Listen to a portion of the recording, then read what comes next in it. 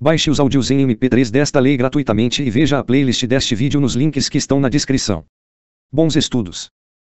Parágrafo 1º. Os valores do SC serão reajustados, a partir da data de entrada em vigor desta lei, na mesma época e com os mesmos índices que os do reajustamento dos benefícios de prestação continuada da Previdência Social. Parágrafo 2º. O disposto neste artigo aplica-se também aos segurados empregados e trabalhadores avulsos que prestem serviços a microempresas. Seção 2ª. Da contribuição do segurado CI facultativo. Nota: CI facultativo abreviam contribuinte individual e segurado facultativo. Artigo 21. A alíquota de contribuição do segurado CI facultativo será de 20% sobre o respectivo SC. Parágrafo 1º. Os valores do SC serão reajustados, a partir da data de entrada em vigor desta lei, na mesma época e com os mesmos índices que os do reajustamento dos benefícios de prestação continuada da Previdência Social. Parágrafo 2º. No caso de opção pela exclusão do direito ao benefício de aposentadoria por tempo de contribuição, a alíquota de contribuição incidente sobre o limite mínimo mensal do salário de contribuição será de 11%, no caso do segurado CI, ressalvado o MEI, que trabalhe por conta própria, sem relação de trabalho com empresa ou equiparado, e do segurado facultativo, observado o disposto na alínea B do inciso 2º, dos 5% da dona de casa, deste parágrafo. Segunda, 5%. A, no caso do microempreendedor individual, e B, do segurado facultativo sem renda própria que se dedique exclusivamente ao trabalho doméstico no âmbito de sua residência, desde que pertencente à família de baixa renda.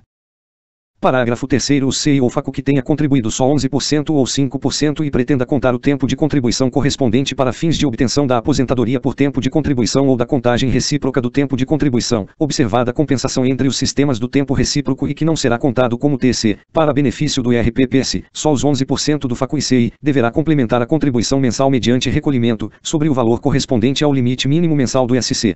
Em vigor na competência a ser complementada, da diferença entre o percentual pago e o de 20%, acrescido dos juros moratórios, da Selic. Parágrafo 4º. Considera-se de baixa renda, no caso da dona de casa, a família inscrita no Cadastro Único para Programas Sociais do Governo Federal, cada único cuja renda mensal seja de até 2 salários mínimos. Parágrafo 5º. A contribuição complementar acima citada será exigida a qualquer tempo, sob pena de indeferimento do benefício. Capítulo 4º. Da contribuição da empresa. Artigo 22. A contribuição a cargo da empresa, destinada à Seguridade Social, além da contribuição sobre lucro e faturamento, é de 20% sobre o total das remunerações pagas, débitas ou creditadas a qualquer título, durante o mês, aos segurados empregados e trabalhadores avulsos que lhe prestem serviços, destinadas a retribuir o trabalho, qualquer que seja a sua forma, inclusive as gorjetas, os ganhos habituais sob a forma de utilidades e os adiantamentos decorrentes de reajuste salarial, quer pelos serviços efetivamente prestados, quer pelo tempo à disposição do empregador ou tomador de serviços, nos termos da lei ou do contrato ou, ainda, de convenção ou acordo coletivo de trabalho ou sentença normativa. Segunda, para o financiamento do benefício de aposentadoria especial, e daqueles concedidos em razão do grau de incidência de incapacidade laborativa decorrente dos riscos ambientais do trabalho, sobre o total das remunerações pagas ou creditadas, no decorrer do mês, aos segurados empregados e trabalhadores avulsos. A. 1% para as empresas em cuja atividade preponderante o risco de acidentes do trabalho seja considerado leve. B. 2% para as empresas em cuja atividade preponderante esse risco seja considerado médio. C. 3% para as empresas em cuja atividade preponderante esse risco seja considerado grave. Terceira, 20% sobre o total das remunerações pagas ou creditadas a qualquer título, no decorrer do mês, aos segurados CI que lhe prestem serviços.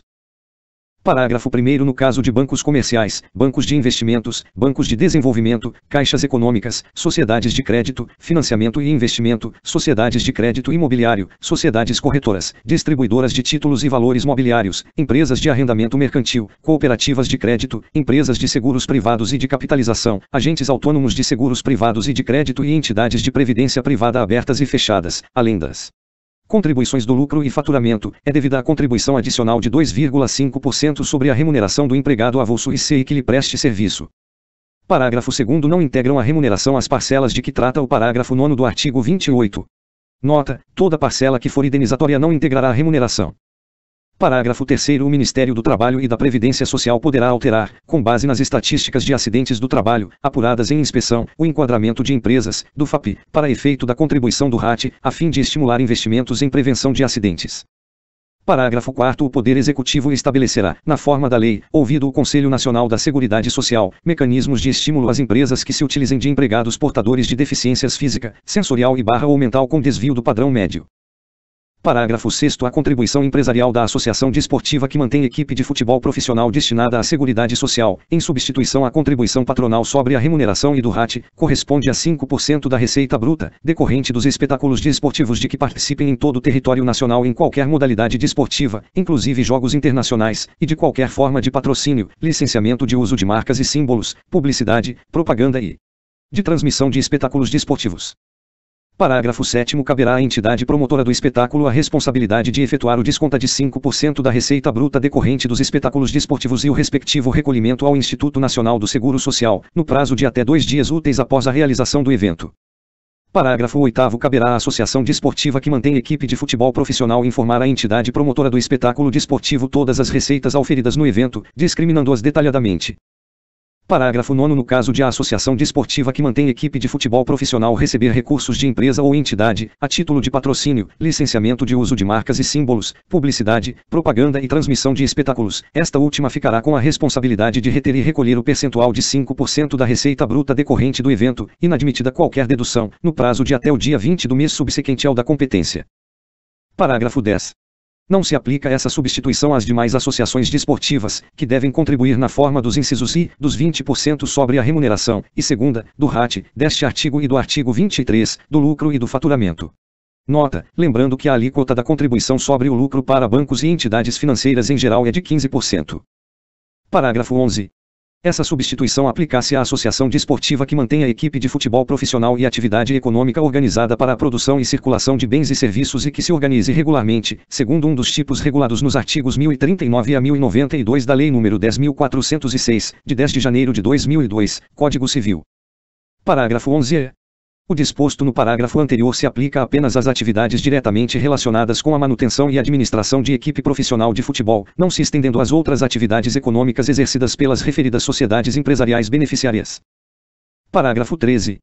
Não se considera como remuneração direta ou indireta, para os efeitos desta lei, os valores dispendidos pelas entidades religiosas e instituições de ensino vocacional com ministro de confissão religiosa, membros de instituto de vida consagrada, de congregação ou de ordem religiosa em face do seu mister religioso ou para sua subsistência desde que fornecidos em condições que independam da natureza e da quantidade do trabalho executado. Parágrafo 14. Para efeito de interpretação do parágrafo 13 acima. E, os critérios informadores dos valores dispendidos pelas entidades religiosas e instituições de ensino vocacional aos ministros de confissão religiosa, membros de vida consagrada, de congregação ou de ordem religiosa não são taxativos e sim exemplificativos. Segunda, os valores dispendidos, ainda que pagos de forma e montante diferenciados, em pecúnia ou a título de ajuda de custo de moradia, transporte, formação educacional, vinculados exclusivamente à atividade religiosa não configuram remuneração direta ou indireta. Parágrafo 15. Na contratação de serviços de transporte rodoviário de carga ou de passageiro, de serviços prestados com a utilização de trator, máquina de terraplenagem, colheitadeira e assemelhados, a base de cálculo da contribuição da empresa corresponde a 20% do valor da nota fiscal, fatura ou recibo, quando esses serviços forem prestados por condutor autônomo de veículo rodoviário, auxiliar de condutor autônomo de veículo rodoviário, bem como por operador de máquinas. Parágrafo 16. Conforme previsto nos artigos 106 e 110 do Código Tributário Nacional, o disposto no parágrafo 14 deste artigo, da isenção da Igreja, aplica-se aos fatos geradores anteriores à data de vigência da Lei nº 13.137, de 19 de junho de 2015, consideradas nulas as autuações emitidas em desrespeito ao previsto no respectivo diploma legal, incluído pela Lei nº 14.057, de 2020. Artigo 22-A. A contribuição devida pela agroindústria, definida, para os efeitos desta lei, como sendo o produtor rural pessoa jurídica cuja atividade econômica seja a industrialização de produção própria ou de produção própria e adquirida de terceiros, incidente sobre o valor da receita bruta proveniente da comercialização da produção, em substituição à patronal e o RAT, é de 2,5% destinados à Seguridade Social, e 0,1% para o financiamento da aposentadoria especial, e daqueles concedidos em razão do grau de incidência de incapacidade para o trabalho decorrente dos riscos ambientais da atividade.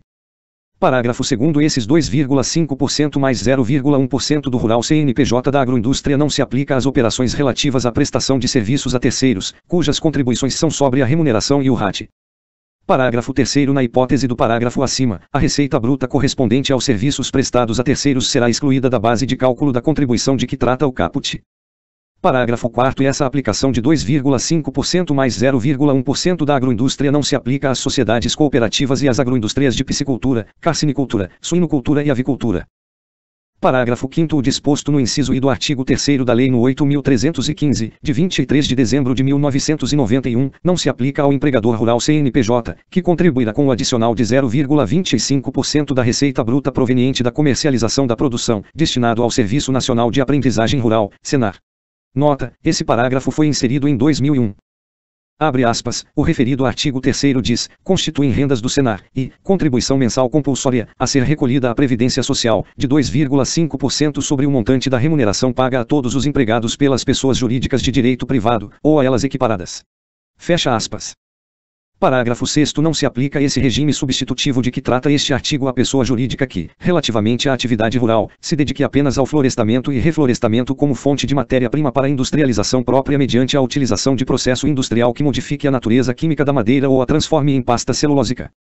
Parágrafo 7º. Aplicar-se o disposto no parágrafo 6º acima ainda que a pessoa jurídica comercialize resíduos vegetais ou sobras ou partes da produção, desde que a receita bruta decorrente dessa comercialização represente menos de 1% de sua receita bruta proveniente da comercialização da produção.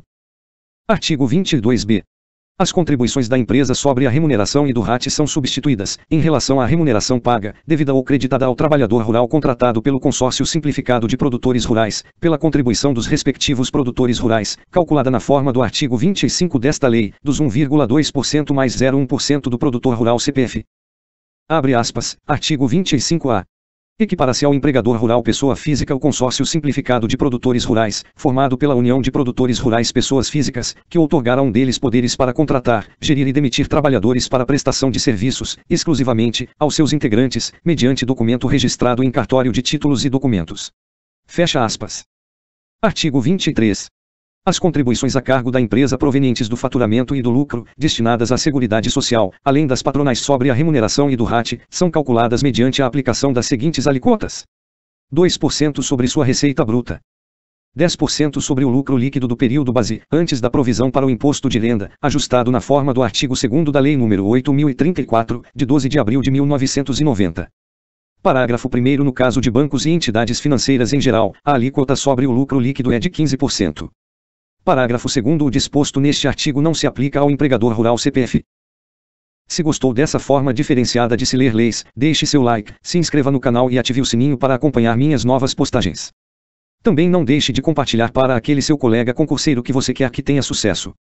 Obrigado por ter assistido.